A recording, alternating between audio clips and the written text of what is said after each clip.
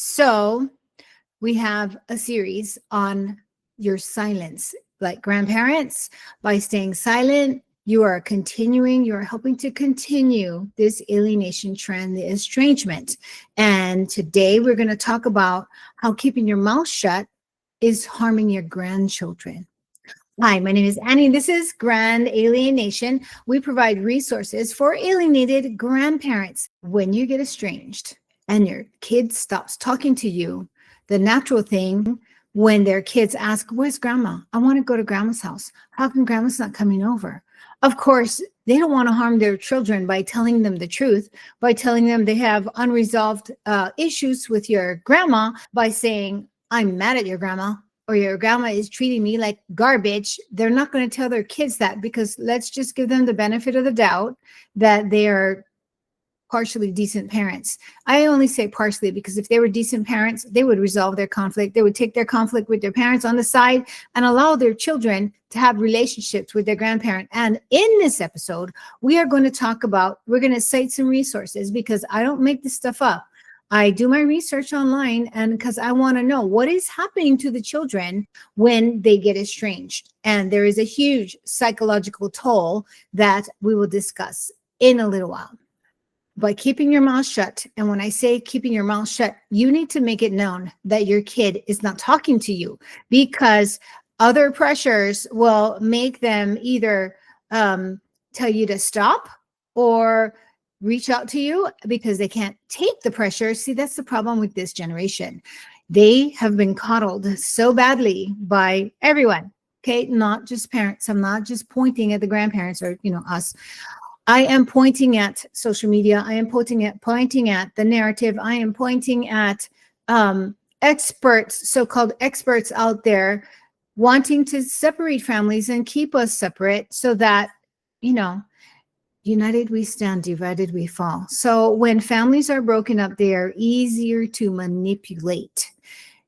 Hence, when your adult kids fracture the family, their children are easier to manipulate. Isn't that right?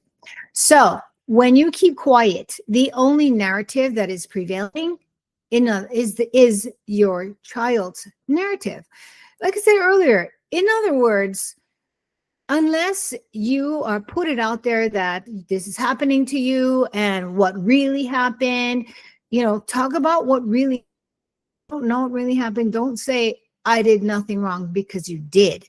Whether or not it was something bad, it was the catalyst to get them to stop talking to you and stop and cutting off the relationship with you. So, look into the archives of your brain and look for something that might have triggered it. I did another video about alienation tactics, so I'm going to see if I can leave it. And you know how they have those cards? I haven't figured that out yet, but I'm going to leave a link to alienation tactics, so you can take a look and examine within your memory what it is that you did. And then you tell that story. You tell them that I didn't do anything. All I did was drop by for a visit. All I did was ask about Johnny's doctor appointment. All I wanted to do was go and take cookies to school for his birthday. That's all I wanted to do, because they look for that that match that can light the fire. That's all they're looking for. And in my alienation tactics video, you will learn what all these book of matches contain. So that is a thing. So if you don't say anything, if you don't speak up, their story is going to be the story that people believe. And your peers, your family members, the older family members, they are going to believe you before they believe them. So that's why keeping your mouth shut continues this alienation trend, and it really does paint you as the evil one. Okay, so now we're going to talk about the psychological toll that it's taking on your grandkids, and this is quite disturbing when you really think about what it is that is happening to them. It is an abuse that cannot be undone. It cannot be untangled very easily. So I'm going to read from my notes. Grandchildren estranged from grandparents, especially when deception by parents are involved, may suffer identity confusion, emotional distress, and long-term relational challenges.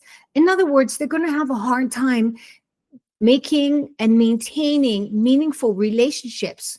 Now, you think about that. If you are the adult child that has alienated the grandparents, and you're telling your kid that grandma doesn't care about you, what you're doing is you are imprinting something on your child. You are damaging your child and preventing them from making meaningful connections, building meaningful relationships, maybe even finding a life partner. You're doing that to your kid by lying to them about their grandparents.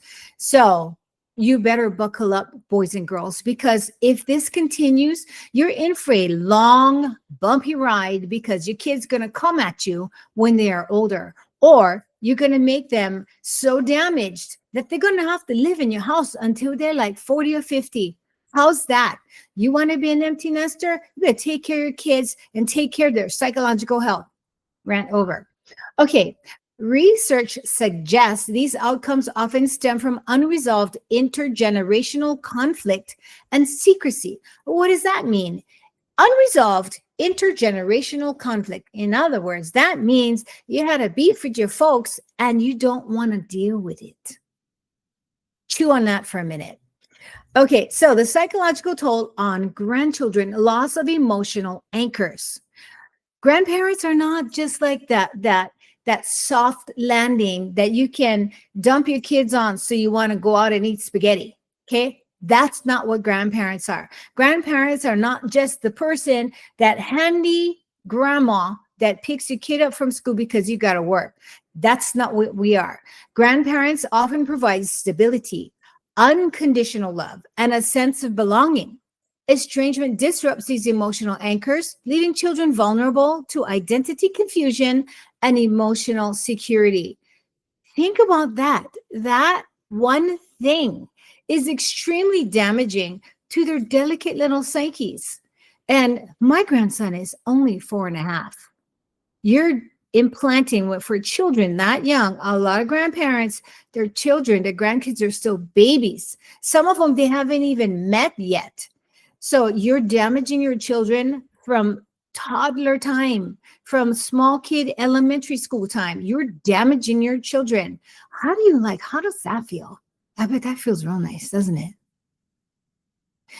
So, continuing, collateral damage from parental conflict. According to psychologist Dr. Joshua Coleman, he's on YouTube. I will put a link to his video, to his channel in my description. He's very good. He's a psychologist. He's a psychologist. He's a psychologist, and he talks about alienation a lot. Sometimes grandparent, but mostly parental alienation, because the two are intimately entwined. So he said, grandchildren are frequently caught in the crossfire of unresolved disputes between parents and grandparents. The child may be told the grandparent is unsafe or toxic, even when the real issue is parental resentment or boundary disputes. So the children are the byproduct of your hate and stubbornness. That's really what it is. Because if you have a beef with your parents, why don't you guys just sit down and talk about it? See, this is my thing. People don't know how to resolve conflict anymore. You know, just because you sit down and you have a heated discussion doesn't mean that's hate. It's all emotion coming out. It is anger and hurt. Most time, anger comes from a place of hurt. You know, we do things as your parents that we don't know is hurting you, and then you feel hurt, but you don't know how to articulate it. You just feel hurt, and you're thinking that they're dumping on you, that they're toxic. I'm going to do another video series about Gen X, so you can take the time to learn about us, because right now I'm taking time to learn about you. Okay, and that's a fun project. Okay, impact of parental deception. Parents lie or distort the reasons for estrangement. Children may internalize false narratives. Again, grandma is toxic. Grandma doesn't love you. Those are lies. This can lead to cognitive dissonance, especially if the child has positive memories of the grandparent. Now remember that your parents have spent a lot of time with your grandchildren. I was there before my grandson was born. I was there. I was there when he came out and shot into the water, because my daughter had a water bath, which was pretty amazing. I was there every single day of his life. And this is going to lead to confusion for him. Like, wait, my grandma loves me. Well, what do you mean she doesn't love me? That is hurtful. So your parental deception is harming your children. Over time, this erodes trust in parental figures and can impair emotional development. So in other words, you are fomenting distrust with your children, who are going to end up disliking you, disowning you, and estranging themselves from you in the future. So what you think is comfort now, what you think is peace and boundaries and protecting your mental health, is going to end up in a lifelong bill with your therapist. Okay, so I have all the supporting data. I'm going to put that in my video, and I'm going to cite my sources and everything. So by keeping quiet, okay, let's go back to the whole point of this series, is keeping quiet. This is why. This is the result of you not saying anything. This is the result of you not sharing your journey with your close friends and like people who care about you. Bringing in your family, like, come on, family, how can we fix this? Because this problem is not just between you and your child. The problem is between you, your child, your grandchild, your child's spouse, his entire family, her entire family. Just because you have a beef with your mom, now this means that everybody is involved. Instead of you guys sitting down and like, let's talk this out, okay? You may not be able to talk it out in one session. You may not be able to resolve everything in 5 sessions, but you know what? You got to take baby steps towards reconciling, because your family is everything. Your family is your connection. And for those of you who grew up in a culture that family is not important, that you can find your chosen family, I got news for you, boys and girls. That's not how human beings are built, okay? Yeah, so instead of resolving your problems, you're not bringing the entire family in and everybody is involved. Oh, but why do you have to say anything? Why don't you just, Mom, why don't tell anybody about this? This is between me and you. No, it's not, because that child is entitled to access to the rest of his family. Because guess what? He's missing out on family history. He's missing out on family stories. He's missing out on relationships with his cousins, his aunties, his uncles, all of his, I don't know what you call them in American. You call them like grand aunts or whatever. We call them tutus, man. Everybody's just tutu. So with all of your tutus and your papas and everybody, your kid is missing out on all that. And that cannot feel good. You know what I'm saying? So by keeping this to yourself, you are hurting your grandchild indirectly, because your daughter, son, whatever, is keeping your grandkid from the rest of his family. The point of all this is the adult children depend on you keeping quiet because they're too ashamed to speak. They're after, this goes on for years and years and years. After a while, you don't know how to find the way back. You don't know how to find the trail back, right? Because all your kids' life, you've been teaching your kids that your grandma is nasty, your grandma is rubbish, your grandma is, she doesn't love you. All of those lies. And when the kids grow up and then they reach out to their grandparents and they find out that, hey, my grandma really isn't a monster. Oh my gosh, I remember I have this memory of my grandma and we did this and we did that. And then it was wonderful. I missed out my whole life on that. That is what your kid is going to be telling you, boys and girls. So you better take note and you better gird your loins, because that's coming. Okay. So practical solutions. So I'm going to create another series about putting your stuff online so that eventually when your grandkids get to a certain age, they can just Google you. Okay. So how you're going to do that is, like, for example, write a book, write any kind of book. I don't care what it is, like the story of you and your grandson or your granddaughter. Write it into like a kid's book and you publish it and you put your name online. So you see, when you Google your own name, try Google your own name and see how many things come up for you. So when your grandchild starts Googling you as your grandma name, because they may not know your real name, like it's going to be Grandma Smith or Granny Beth, whatever your kids call you, put that name on your book. So when they Google your name, Granny Beth, that will come up. Okay. So write a book, publish it on Amazon, create videos, journals. What I'm going to start doing, and I know that I'm going to get some backlash for this, but I am posting pictures that I took of me and my grandson, because I want as many pictures out there. And here's the thing about the internet. Okay. So when you post a picture, this is called alt text. The alt text is what helps Google find something. So when you name a picture before you upload it, don't let it go 78455.jpg. That's not a name. You put your name on there, Grandma Beth and Sally. You know what I'm saying? So make sure, because that your image, when you've Googled stuff like, pipe wrench, and you look at images and you can see all the images, and the images come up because they're titled pipe wrench.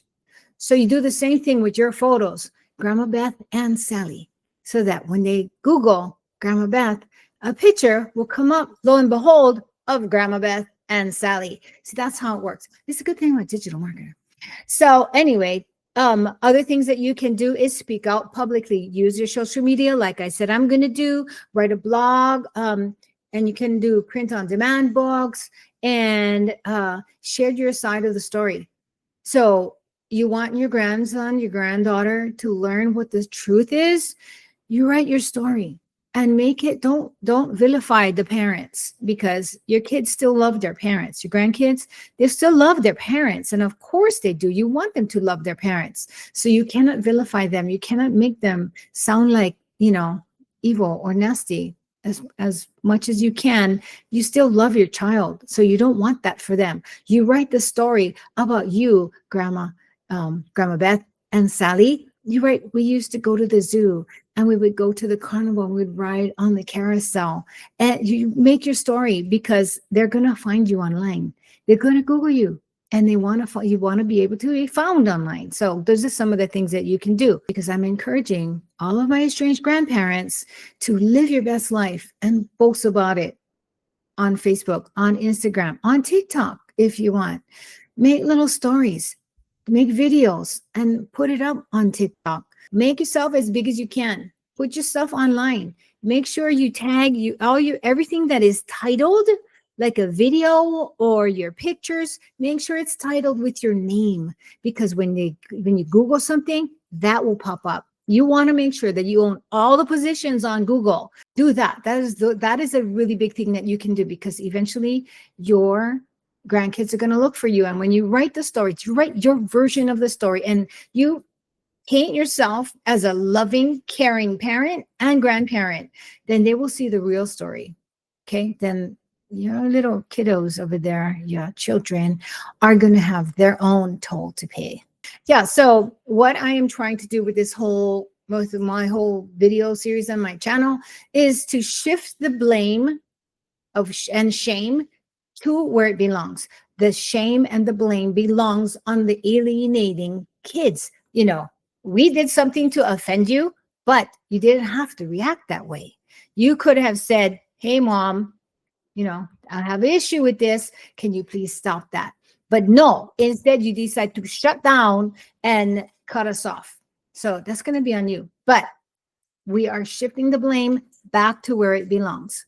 So that's what I had to share for today. Your silence is keeping this thing going. And now you understand that by keeping quiet, you are hurting your grandchildren. So let's get this thing, cleaned up and finished, so that we can carry on and have great relationships with our family, all of them. That's it for me today. My name is Annie, and this is Grand AlieNation. I will see you guys on the next one. I always get off topic. Damn it, what was I talking about? Jeopardy music, start playing.